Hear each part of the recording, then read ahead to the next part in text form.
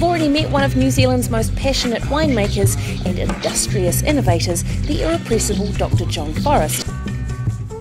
After giving away the medical career and sinking all of your money into this new wine venture and then starting to train yourself in terms of how to grow the grapes and make the wine, it must have been a pretty fantastic feeling tasting that very first bottle. Yeah, well, I can still remember it was a 1990 rosé, and it was a sense of achievement. And just to cap it off, the icing on the cake was that wine won the Director's Trophy for the Champion Rosé at the New Zealand Wine Awards, our first ever wine.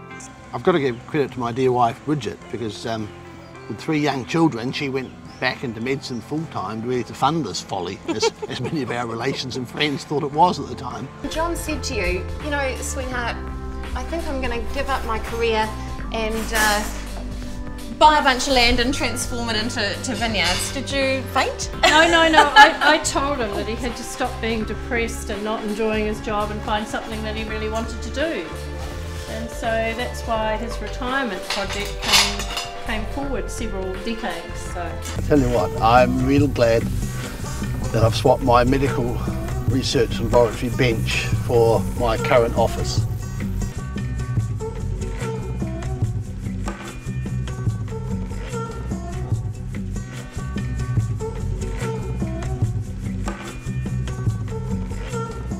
This is classic Marber terroir. These geologically young, shallow, stony soils over deep layers of free-draining river shingle are absolutely perfect for premium grape growing. We're actually standing on the Marber River stop bank that divides the Marber River, some 20 or 30 metres to my left, to these thousands of hectares of Marlborough Sauvignon Blanc that you see running out before you, which is the heart and soul of the New Zealand wine industry and that wonderful Marlborough Savvy. And really, the river and its stones and sands and soils is just reflected over here under the vines amongst the stones, and the plants grow and the juice and the wine that comes from those Sauvignon Blanc plants reflects the flavours and the taste and the character of Mother Wairau River. So what is it that I love about Marlborough and what brought me back to my ancestral home? Well, it's the intensity and the veracity of Marlborough's wines, you know, led by Sauvignon Blanc, but don't forget things like Riesling and Chardonnay and other great white wines. They're just so abounding of interesting flavours that speak of the environment, the land they come from. So can you tell me how many wines and what types of wines do you have in the Forrest range? Yeah, we have what we think is classic and grows fantastically in Marlborough. So obviously Sauvignon Blanc, right, great Pinot Noir, Pinot Gris, Chardonnay, Chenin Blanc, rather interestingly. Our signature wine, my personal favourite, Riesling. Yay. And of course, what we've probably got most global and international acclaim for is our Botrytis Riesling. Yvonne, let's look at the Sauvignon Blanc. This is the Forrest Sauvignon Blanc, and I've got to tell you, John, this is something that I've actually been drinking for many a year. In fact, I think it was one of the very first Marlborough Sauvignons that I ever tasted. Great. I think this might be our 21st or 22nd. So is that right? Got a bit of pedigree now. Yeah, and it's changed over the years. I think we are now where we're comfortable and want to be with it. I think it expresses the terroir of the Stony Wairau River beautifully. You know. Well, I remember when you were saying there's that wet stone character. There's a flintiness that definitely comes through in the wine, and it doesn't have that kind of cat's pea, asparagus, all that. No, it's clean, it's got really piercing fruit, and some nice floral aromas too, like sort of elderflower and summery sort of aromas. Yeah, elderflower, guava-ish aromas are a character in the middle part of this valley.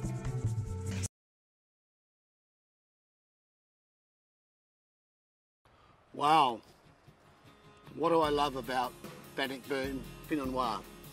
I could tell you it's the wonderful black, ripe cherry flavours, the vibrancy of the fruit and acidity, the lovely wild thyme aroma that floats through the wine, or its concentration and intensity.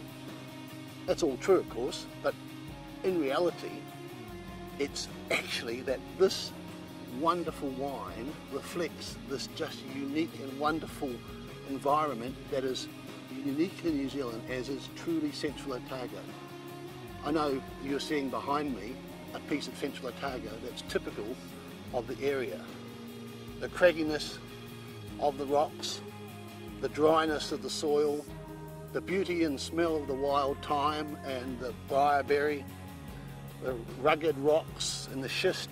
And you know, I fell in love with Otago 30 years ago when I was a student at Otago Med School, and that love affair hasn't changed, it's intensified. Actually, I love her more Otago today than 30 years ago, because I discovered Otago Pinot Noir.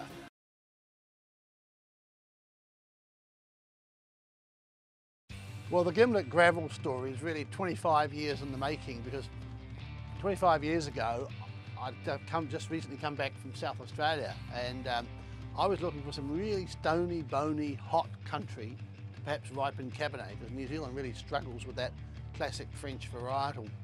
And I came over to Hawke's Bay and was struck by this arid, bony, stony piece of dirt that no one wanted to do anything with. There was nothing growing here then. There was a drag range, a rifle range and a rubbish dump.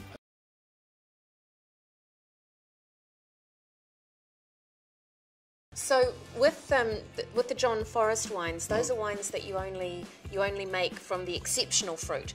Yep. So there might be the odd year that we don't see a John Forrest very true. wine? I mean, the John Forrest Noble Riesling hasn't been produced for 6 years because the particular vineyard in the south of the valley here, Marber, hasn't got to the standard of botrytis I wanted. So that's the way it is. So it's about perfection with these John Forrest collection wines. It's perfection, both taking from Otago, where we have 2 Pinots, one from Bannockburn, the famous region, and one from the limestone in Waitaki. From Gimlet Gravels, where we have a straight Cabernet and a Syrah, the 2 great grapes that grow in Gimlet Gravels. And from Marber, obviously, Sauvignon Blanc, Riesling, and I'll put the Chardonnay in because I think it's just sublime. And actually, it is the wine in a global sense that has taken the collection to a new level. What would you say the kind of the pinnacle of your achievements, or of Forrest Estates' achievements? What's the thing you're most proud of? The consistent feedback that now I no longer sell the door very often, but still happening today. People saying, "We just love your wines. There's never a dud. They're just such a high, consistent quality." And that's, I think, all you can achieve as a winemaker, and all I really want to achieve, you know, for the rest of my life, is to make better wine. I will die a winemaker. My passion is wine, and I intend to be part of the business, but doing what I want to be, you know, which is the vineyard, the winery, and the front and soul of Forrest Estate.